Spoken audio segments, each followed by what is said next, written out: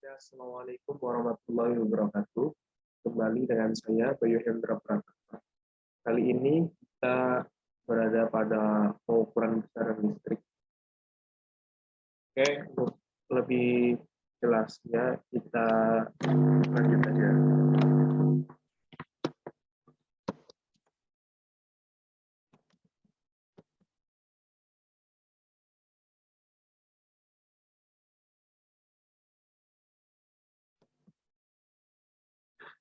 Nah, ini adalah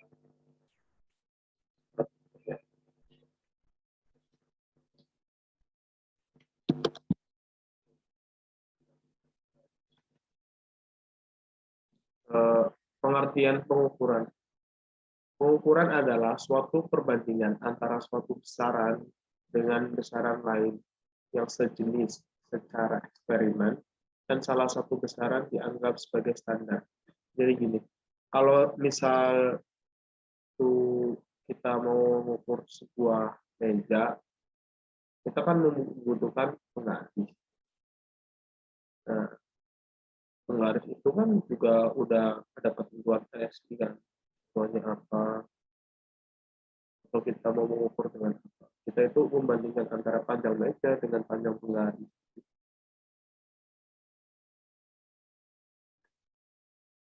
Itu juga kalau misalnya ukur listrik. Sebagai perbandingan digunakan suatu alat bantu, alat ukur yang sudah dikalibrasi. Nah, kalau urusan kalibrasi itu ada kategori misal pada bisnis atau apa itu kalibrasi untuk kebenaran alat ukur lah sudah lolos uji. Misal pada bisnis atau jualan, hal-hal penting yang diperhatikan pada pengukuran listrik. Nah, cara pengukuran harus benar. Pada pengukuran listrik terdapat beberapa cara. Pilih cara yang paling ekonomis. Pengukuran harus benar, yaitu harus alat ukurnya itu harus baik.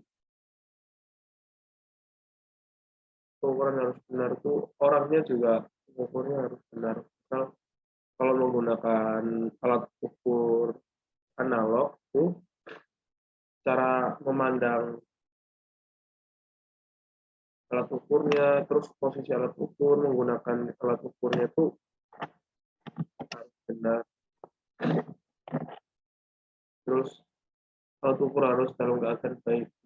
Kembali lagi, kalau misal alat ukur itu nggak baik, misal terlalu sensitif, itu juga bakal mengaruhi suhu, kadang juga bisa mempengaruhi. Secara periodik harus cek ketika kalibrasi, penyimpanan, transportasi alat harus diperhatikan. Penyimpanan juga jangan asal taruh gitu. Jangan simpan di tempat yang berbahaya. Kalau di samping meja, biasa waktu jangan ya. Untuk ketiga, operator atau orang harus teliti dalam keadaan di mana yang melakukan pengukuran harus diperhatikan. Untuk orang itu kan juga kembali lagi sih, cara pengukuran harus benar. Kembali lagi dengan orangnya. Kalau semisal alat ukur udah bagus, udah benar, kan, terus operator atau orangnya kurang teliti dalam membacanya, ya kita dapat data yang salah. Jadi pengukurannya itu nggak kompleks. Karakteristik alat ukur. Untuk alat ukur tersendiri, minimalnya ada ini. Yang pertama itu ketelitian atau akurasi. Untuk ketelitian atau akurasi dari alat ukurnya sendiri itu harus sudah lulus uji. Ketelitian dalam mengukur, misal alat ukurnya udah dikalibrasi, udah apa, Untuk membedakan alat ukur yang baik sama enggak tuh gampang sebenarnya. Tinggal seberapa aja harganya. Karena kalau alat ukur yang bagus tuh harganya pasti mahal.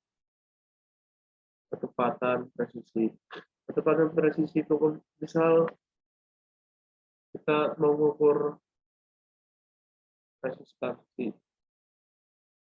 Resistansi itu 5 ohm. Terus kita mau ukur 5 ohm pakai yang ukur kapasitas 1000 ohm gitu. Kan susah bacanya kalau misal kita pakai analog. Jadi kita gunain aja yang 10 ohm gitu. Biar pembacaannya itu presisi. Kepekaan, sensitivitas, respon dari analog itu kan penting ya. Misal kalau kita lagi ngukur terus analognya lama, susah, lama, keburu apa ya? Misal dalam praktek ini habis resolusi kemampuan membaca skala ukur kecil, ya itu tadi kembali lagi ke presisi. Kalau misal kita mau ukur 5 cm, tapi pakai meteran yang pakai penggaris yang ukurannya sampai 100 meter kan, buat apa nyusahin gitu kan. Kalau mau ukur 5 cm, udah pakai alat ukur yang bisa ngukur sampai 10 cm gitu, kan jadi pembacaannya lebih enak, lebih nyaman lah, bacanya nggak perlu dipikir lagi. Ini kesalahan itu ada dua. Kesalahan dari alat ukurnya sendiri karena udah lama, dan si operator atau si pembaca alat ukur tersebut. Jadi keduanya tuh harus sinkron ya, antara alat ukur dan pembacanya. Walaupun alat ukurnya udah bagus, udah mahal, presisinya bagus, akurasinya baik, kebenarannya udah percaya lah kalau kalibrasi, tapi operator atau pembacanya tuh oleng, ya lagi dapat data yang salah. Jadi keduanya harus sinkron. Jenis-jenis alat pengukuran listrik. Pada dasarnya, pengukuran listrik dibagi menjadi dua tipe, yaitu pengukuran alat berbasis analog dan digital. Ya, kayak tadi gambarnya di awal. Keduanya adalah alat pengukur listrik yang paling lazim dijumpai dalam kehidupan. Spesifikasinya dalam pendidikan. Ya, mungkin kalau misal teman-teman tuh selanjutnya lihatnya di pendidikan, tapi ada juga kok misal di laboratorium atau di penelitian lain lah juga banyak. Nah,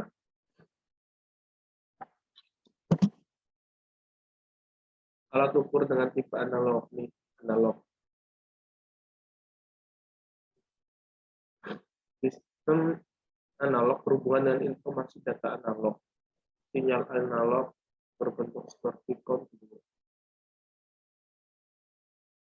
Misalnya petunjuk temperatur dan ditunjukkan oleh skala.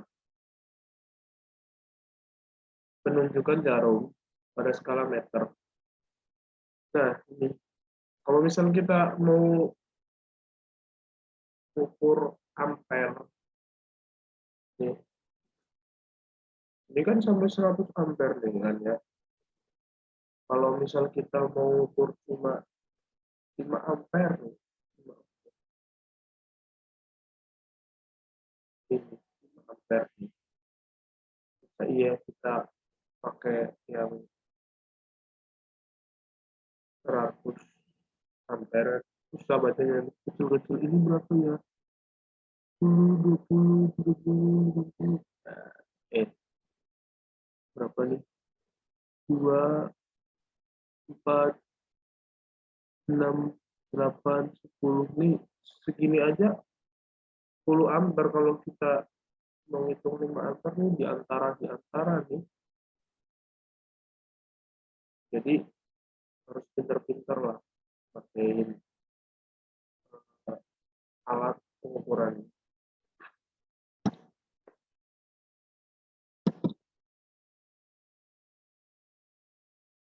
Oke, alat ukur dengan tipe digital.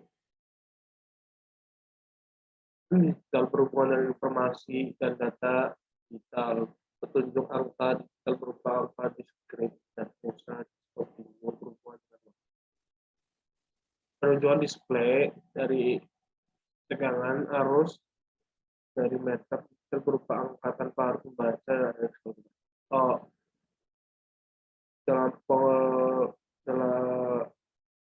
alat ukur dengan tipe digital itu alat ukur paling mudah karena kita nggak pusing-pusing harus baca dari 10 ke 20 cuma ada 5 titik itu skalanya berapa ya per garis. Kalau analog kita harus baca dulu teliti. Kalau misal digital kita udah tampilin misal 5 ampere ya udah langsung tertera 5 ampere. Udah gitu. Macam-macam alat ukur. Alat ukur tuh khususnya listrik tuh banyak banget.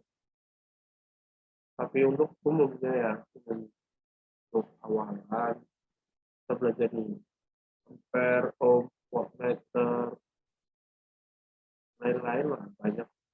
Oke, awalan ini aja dulu. Dari alat ukur tersebut sekarang ada versi lebih gitu. Kalau ini kan ada ampermeter, ohmmeter, voltmeter itu sendiri-sendiri kan. Sekarang itu udah ada yang namanya multimeter. Untuk melakukan pengukuran terhadap rangkaian elektronika sering akan lebih mudah apabila menggunakan fungsi-fungsi dari voltmeter, ampermeter, ohmmeter ke dalam satu instrumen pada suatu alat yang dikenal sebagai meteran multi-range atau multimeter.